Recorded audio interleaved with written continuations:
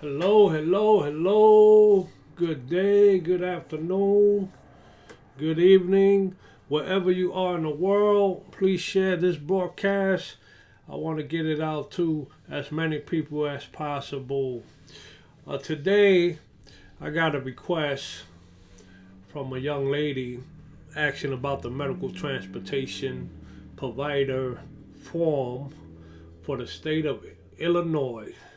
So here we go. Go to this page. Go to the website. Go over here. Info. Search. You're going to see all this info. Go back. Fill this out. Let's see here. Contact one of these people here. Give you additional information regarding COVID-19 and the application. Go here.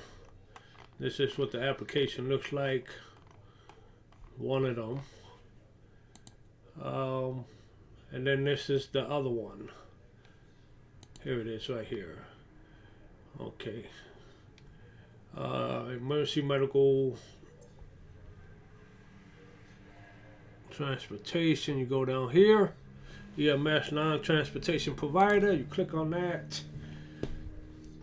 And here's the application. That's it for now. Thank you for listening. Until next time, Big Mike, I'm out. Peace.